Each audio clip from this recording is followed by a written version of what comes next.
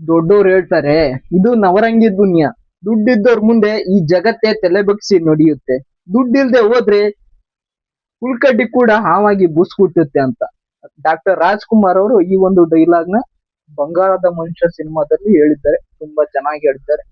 ನನಗೂ ಕೂಡ ಅರ್ಥ ಆಗಿದೆ, ಎಲ್ಲರಿಗೂ ಕೂಡ ಅರ್ಥ ಆಗಿದೆ ಈ ಒಂದು ಡೈಲಾಗ್ ಏನು ಅಂತ.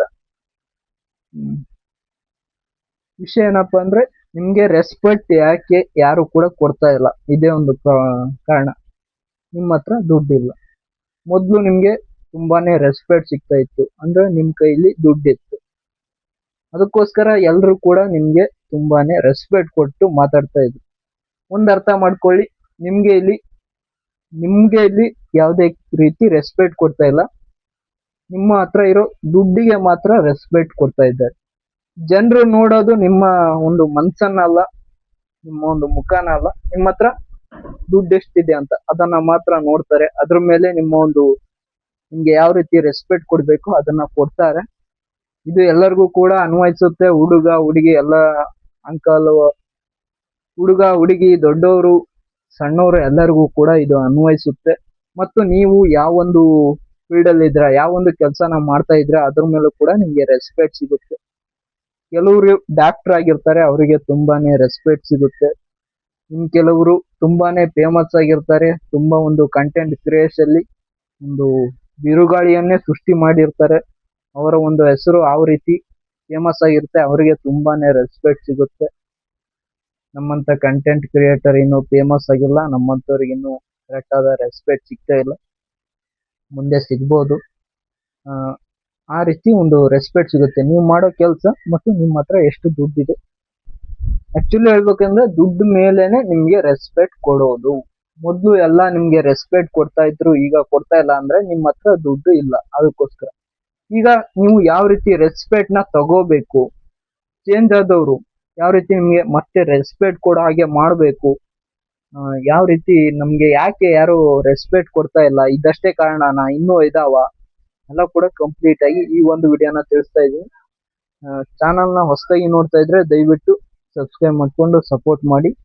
ಮುಂಚೆನೆ ಹೇಳ್ತೀನಿ, ಸಬ್ಸ್ಕ್ರೈಬ್ ಮಾಡಿದ ಮೇಲೆ ನೋಟಿಫಿಕೇಶನ್ ಬೆಲ್ ಕಾಣುತ್ತೆ, ಅದನ್ನ ಒತ್ತಿ ಆಲ್ ಸೆಲೆಕ್ಟ್ ಮಾಡಿ. ಯಾಕೆಂದ್ರೆ ಮುಂದೆ ಯಾವೊಂದು ಕಂಟೆಂಟ್ ನ ಅಪ್ಲೋಡ್ ಮಾಡಿದ್ರು ಕೂಡ ನಿಮ್ಗೆ ನೋಟಿಫಿಕೇಶನ್ ಬರುತ್ತೆ. ಅದಕ್ಕೋಸ್ಕರ ಯಾಕೆ ನಿಮ್ಗೆ ರೆಸ್ಪೆಕ್ಟ್ ಯಾರು ಕೊಡ್ತಾ ಇಲ್ಲ ಅಂದ್ರೆ, ಮುಖ್ಯವಾದ ಕಾರಣ ನೀವು ಓವರ್ ಆಗಿ ಮಾತಾಡ್ತಾ ಇದ್ದೀರಾ. ನೀವು ಕೆಲ್ಸದ ಮುಖಾಂತರ ಏನು ಮಾಡ್ತಾ ಇಲ್ಲ, ಕೆಲ್ಸದ ಮುಖಾಂತರ ರಿಸಲ್ಟ್ ಯಾವ್ದು ತೋರಿಸ್ತಾ ಇಲ್ಲ, ಓವರ್ ಆಗಿ ಮಾತಾಡ್ತಾ ಇದ್ದೀರಾ. ನೀವೇನಾದ್ರೂ ಸ್ಟೂಡೆಂಟ್ ಆಗಿದ್ರೆ ಸುಮ್ನೆ ಏನೋ ಒಂದು ಹೇಳ್ತೀರಾ, ನಾನು ಟಾಪರ್ ಆಗ್ತೀನಿ ಈ ವರ್ಷ, ಅಷ್ಟು ಪರ್ಸೆಂಟೇಜ್ ತೆಗಿತೀನಿ. ನೀವು ಯಾವ ವರ್ಷನೂ ಕೂಡ ಅಷ್ಟು ಪರ್ಸೆಂಟೇಜ್ ತೆಗೆದಿರಲ್ಲ. ನೀವು ಈ ವರ್ಷ ನೀವು ಅಷ್ಟು ಪರ್ಸೆಂಟೇಜ್ ತೆಗಿತೀನಿ, ಹಂಗ್ ಮಾಡ್ತೀನಿ ಹಿಂಗ್ ಮಾಡ್ತೀನಿ ಅಂತ ಏನೋ ಬಿಲ್ಡಪ್ ಕೊಟ್ಟಿರ್ತೀರಾ. ರಿಸಲ್ಟ್ ಬಂದಾಗ ಆ ರೀತಿ ನಿಮ್ಗೆ ಆ ಒಂದು ಪರ್ಸೆಂಟೇಜ್ ಬಂದಿರಲ್ಲ. ಅದಕ್ಕೋಸ್ಕರ ಅವರು ಕೂಡ ಬೇಜಾರಾಗಿರ್ತಾರೆ. ಮುಂದೆ ನೀವೇನೇ ಹೇಳಿದ್ರು ಕೂಡ ಅವ್ರು ನಂಬಲ್ಲ, ನಿಮ್ಗೆ ರೆಸ್ಪೆಕ್ಟ್ ಕೂಡ ಕೊಡಲ್ಲ. ನೀನ್ ಬರೀ ಹೇಳೋದಾಯ್ತು, ಯಾವ್ದು ಕೂಡ ಒಂದು ಕೂಡ ನಿನ್ನಿಂದ ರಿಸಲ್ಟ್ ಬರ್ತಾ ಇಲ್ಲ ಅಂತ ಹೇಳಿ ಅವರು ಕೂಡ ನಿಮ್ಗೆ ರೆಸ್ಪೆಕ್ಟೇ ಕೊಡಲ್ಲ. ನೀವೇನೇ ಮಾತಾಡಿದ್ರು ಕೂಡ ನಿಮ್ಮ ಮಾತಿಗೆ ಒಂಚೂರು ಕೂಡ ರೆಸ್ಪೆಕ್ಟ್ ಕೊಡದೇನೆ ನಿಮ್ಮನ್ನ ಇಗ್ನೋರ್ ಮಾಡಿ ಹೋಗ್ತಾ ಇರ್ತಾರೆ. ಅದೊಂದು ನೀವು ಹೇಳೋದಷ್ಟೇ ಅಲ್ಲ, ಮಾತು ಕಡಿಮೆ ಮಾಡಿ ಕೆಲಸನ ಜಾಸ್ತಿ ಮಾಡಿ, ನಿಮ್ಮ ಒಂದು ರಿಸಲ್ಟ್ ಮುಖಾಂತರ ಉತ್ತರ ಕೊಡಿ ಅಂತ ಹೇಳ್ತೀನಿ. ಇದು ಮೇನ್ ರೀಸನ್ ನಾನು ಇದು ನನ್ನ ಮೇನ್ ಪಾಯಿಂಟ್ ಅಂತ ಹೇಳ್ತೀನಿ. ಇದನ್ನ ಮಾಡಿದ್ರೆ ಖಂಡಿತ ನಿಮಗೆ ರೆಸ್ಪೆಕ್ಟ್ ಅನ್ನೋದು ಸಿಗ್ತಾನೆ ಇರುತ್ತೆ.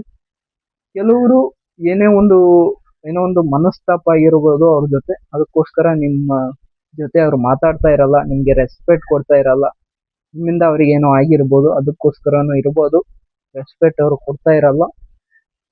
ಈಗ ಯಾವ ರೀತಿ ರೆಸ್ಪೆಕ್ಟ್ ತಗೋನೋದು ಅಂದ್ರೆ, ನಿಮ್ಮ ಯಾವುದೋ ಒಂದು ಸಿನಿಮಾದಲ್ಲಿ ಡೈಲಾಗ್ ಕೇಳಿದ್ದೀನಿ, ರೆಸ್ಪೆಕ್ಟ್ ಬೇಕು ಅಂದ್ರೆ ವಸ್ತುಗಳು ನಮ್ಮ ಒಂದು ಮೈ ಮೇಲೆ ಕಾಣಬೇಕು ಅಂತ. ಒಂದು ಲಕ್ಕಿ ಭಾಸ್ಕರ್ ಸಿನಿಮಾದಲ್ಲಿ ಒಂದು ಸಿನಿಮಾ ಡೈಲಾಗ್ ನ ಕೇಳಿದ್ದೀನಿ. ಇದು ಕೂಡ ನಿಜವಾನೇ. ನಮ್ಗೆ ರೆಸ್ಪೆಕ್ಟ್ ಬೇಕು ಅಂದ್ರೆ ನಾವು ಎಷ್ಟು ಶ್ರೀಮಂತರು ಅನ್ನೋ ರೀತಿ ಕಾಣಿಸ್ಕೋಬೇಕಷ್ಟೇ, ಅದರಿಂದ ಏನು ರೆಸ್ಪೆಕ್ಟ್ ಕೊಡ್ತಾರೆ ಅಂತ ಹೇಳೋಕ್ ಆಗಲ್ಲ. ಅದು ಕೂಡ ಸ್ವಲ್ಪ ರೆಸ್ಪೆಕ್ಟ್ ಸಿಗ್ಬೋದು, ಅದು ಬೇರೆ ವಿಷಯ. ನಿಮ್ಮ ಒಂದು ಕೆಲಸ ಏನಿದೆ ಅದನ್ನ ಕಂಪ್ಲೀಟ್ ಆಗಿ, ಯಾವುದೇ ಯಾರೇ ನಿಮ್ಗೆ ಯಾರು ಇಗ್ನೋರ್ ಮಾಡಿದ್ರು ಪರವಾಗಿಲ್ಲ ನಿಮ್ಮನ್ನ, ಯಾರು ನಿಮ್ಮನ್ನ ಇಷ್ಟ ಪಡ್ಲಿಲ್ಲ ಅಂದ್ರೂ ಪರವಾಗಿಲ್ಲ, ನಿಮ್ಮನ್ನ ನಿಮ್ಮ ಒಂದು ಕೆಲಸ ಏನಿದೆ ಅದ್ರ ಕಡೆ ಕಂಪ್ಲೀಟ್ ಆಗಿ 100% ಕಾನ್ಫಿಡೆನ್ಸ್ ಆಗಿ ವರ್ಕ್ ಮಾಡಿ ಖಂಡಿತ ನಿಮ್ಗೆ ಎಲ್ಲರೂ ಕೂಡ ರೆಸ್ಪೆಕ್ಟ್ ಕೊಡ್ತಾರೆ. ಒಂದಲ್ಲ ಒಂದಿನ ನೀವು ಏನ್ ಅನ್ಕೊಂಡಿರ್ತೀರಾ ಅದನ್ನ ಮಾಡಿದ್ಮೇಲೆ ಅವ್ರಿಗೆ ಹೇಳಿ, ಖಂಡಿತ ನಿಮ್ಗೆ ರೆಸ್ಪೆಕ್ಟ್ ಸಿಕ್ಕೇ ಸಿಗುತ್ತೆ.